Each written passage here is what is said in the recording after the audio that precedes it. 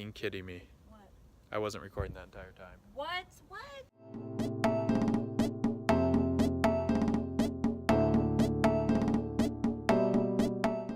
We haven't posted an update in 2 months, I think. A little over 2 months. So. I don't remember when the last video we posted was, but our transmission went out in Kentucky.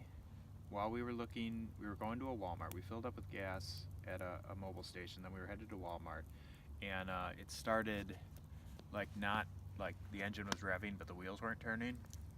So we went to Walmart because we got towed to Walmart because we thought it was just low on transmission fluid, and we tried that, and it worked a little bit, and then it died again. So we were staying at the Walmart, and I went inside and I talked to a manager, and I ended up getting I was able to find a mechanic online who said he could come to us if we could get to a campground.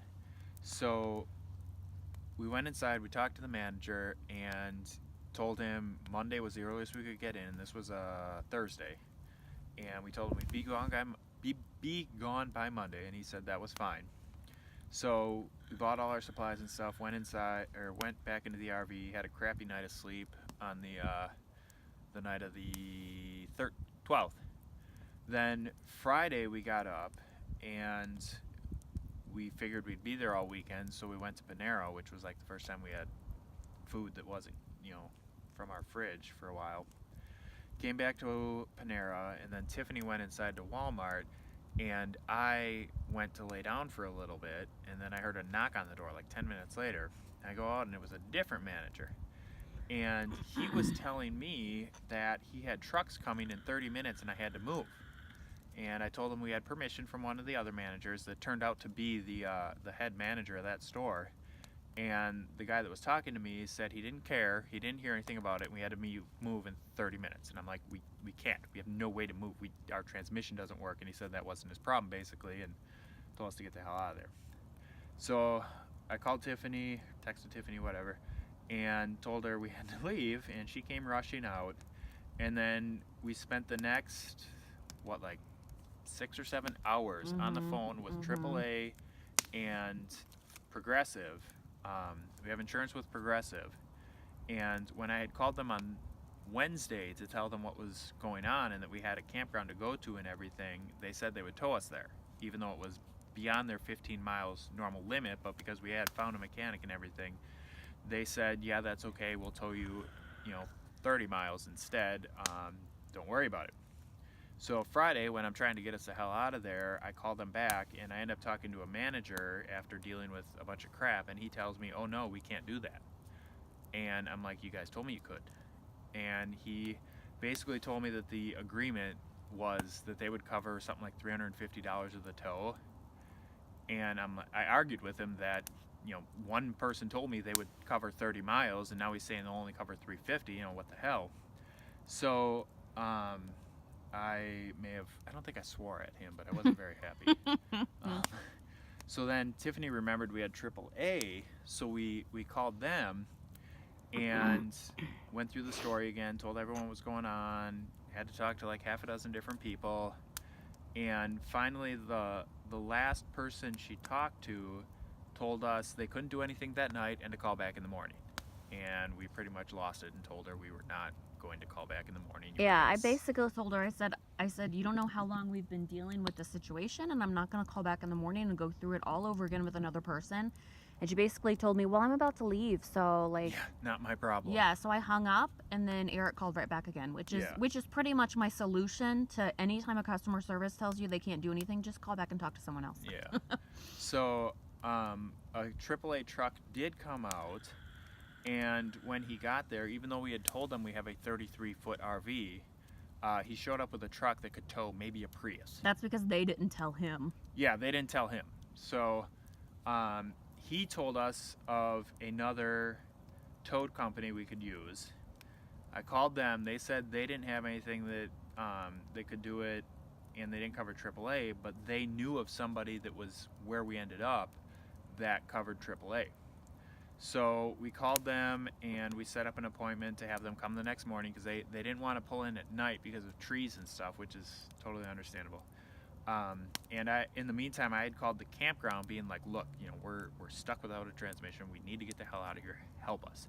And this woman, Penny, that works at the campground we're at right now, she said she'd do what she could and she would make it happen. And I was like, "Great, that's fine." So the next morning comes and the tow truck showed up at like 8:30 or something, Mm-hmm. and they hooked it up, and we drove the 30 miles to the campground, 28 miles or whatever. And Tiffany was sitting in the car, and I was in the back. Not in the back. I was in the tow truck car with the tow truck driver. Tiffany yeah. was in the tow truck. I was in the car that was the truck that was following behind to make sure everything was okay. And that was a terrifying drive because I was watching everything we own and all of our life and our cats and everything, go down the highway at like 40 miles an hour, and Mm-hmm. trucks passing us and everything. And so we got here, and the tow truck driver couldn't make the turn to get into our actual spot, and there's no way, and he couldn't back it up with, a tow truck can't. I don't think they can do that at all.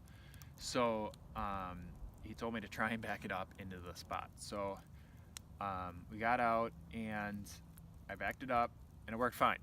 And I was like, great, this is awesome. Maybe it's something simple to fix.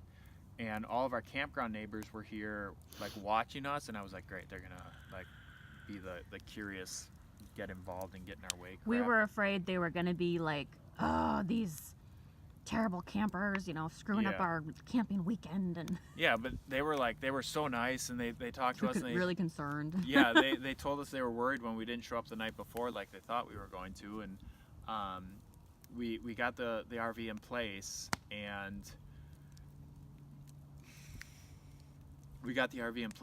and I went to hook the water up, and fortunately they got us a site with, it's only 30 amp, but it's got sewer and water. So I go to hook the water up, and we're like 4 feet too short, because normally the water is near the back of the RV when you hook up, just because all RVs have them in the same spot.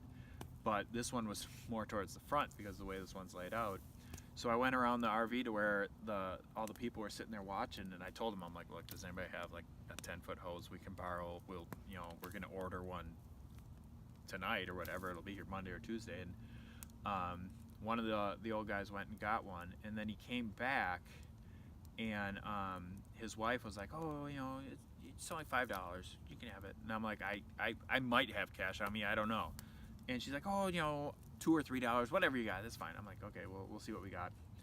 So we hooked up the water, hooked up the sewer, dumped the tank, everything was fine. Tried to lay down for a little while, but like we were so high on adrenaline, like we were just frustrated and whatever.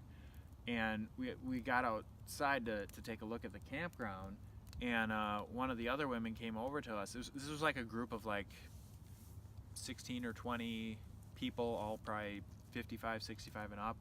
And one of the other women came over to us, and she's like, oh, we discussed it. You guys can keep the hose. Don't worry about it. It's not a big deal. So we're like, great, this place is awesome. We go check out the bathrooms. The bathrooms are all clean and nice, and I mean, it looked well taken care of. It had a spa, which is like a big room with a TV and Like some exercise equipment. yeah, some exercise equipment. Nothing big, but we were just happy the bathrooms didn't suck compared to some of the ones we've been to. So then the mechanic was gonna come up. He said he could come up Sunday. I'm like, no, just make it Monday. I'm just exhausted. I just need a day to chill. I can watch my football and just whatever. And so he said that's cool. He'll be there Monday. We had the mechanic come on I think it was the 19th. He got here, looked at the transmission. There was metal shavings and stuff in it, so he ended up taking it out and taking it back to his shop to fix. Then we told him we had about a week and a half left before we had to start paying more for our stay. And he kept telling me, oh, it'll be done, it'll be done. The day we had to have it done, he didn't show up. And then something else was wrong, and something else happened, and something else came up. And he tried to come up, but he couldn't. And just crap after crap after crap. So finally, the week before Thanksgiving, I was sick of his deal, and I sent him a message. I said, look, I don't care what condition the transmission is in, just get it back to me and I will have it put in. This was all assuming that it was done because he had said several times that it was done. So the Thursday before Thanksgiving, we had run to the store with a campground neighbor, and we came back, and the transmission was sitting there in front of the RV in pieces. It was never done. Nothing was done to it. I don't know what he did to it or if he did anything at all, but it didn't look like anything was done. So we had contacted a transmission place, a local place that has a Better Business Bureau rating of A+. They came out, looked at it, basically told us what I already knew, that nothing had been done to it and it had just been disassembled, and everything he said to us was a bunch of crap.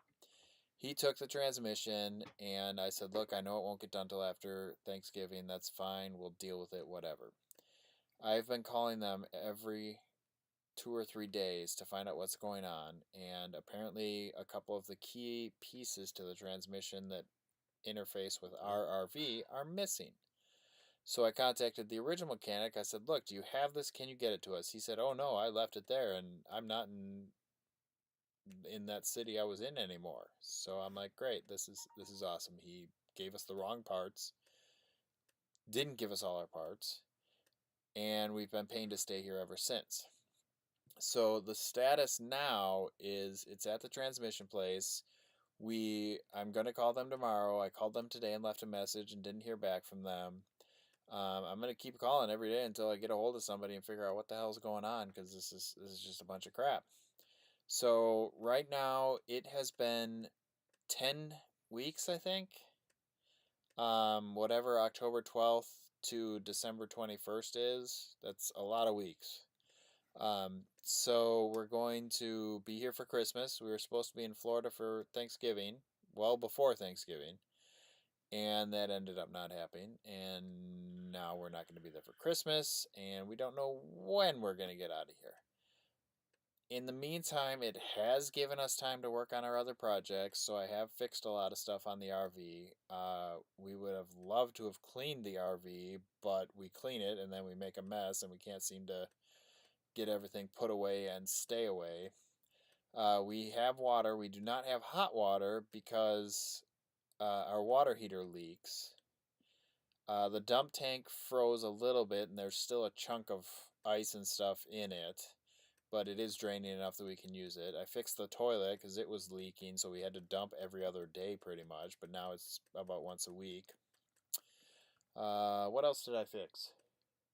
We did a cell review of a SureCall Fusion 2 Go 2.0 RV that the company provided for me, and I did the install of that, and that was actually really easy and worked really well. And that made the stats on our website, bubbaontheroad.com, jump almost 5 times what they normally are. We do have some other devices coming, so we're going to be installing that as we get them. Tiffany's sweethoneybeehealth.com has been doing well. She actually earned a little money this month, so we're stable, but we don't want to be at this campground anymore. It's just gotten ridiculous. We would really love to get going. It has been in the 20 some nights. Somehow right now it's almost 9 o'clock and it's 53 degrees outside. But other nights it got as low as 18 one night, so we did have to buy a heat tape for our water hose. Other than that, we got a friend donated a heater, like an infrared plug-in heater, because we ran out of propane, and the only place that would deliver propane was going to charge us a minimum $200 delivery fee just to get out here, not even counting the actual cost of the propane. So other than that, is there anything you'd like to add? Nope. Other than that, we are hoping to do more videos. We are trying to get back on track. We do have Twitter, and we have Twitter, Facebook, Patreon, Pinterest, Instagram. Pretty much all of those are Bubba on the Road. There are also links to bubbaontheroad.com, so that's great. Enjoy. And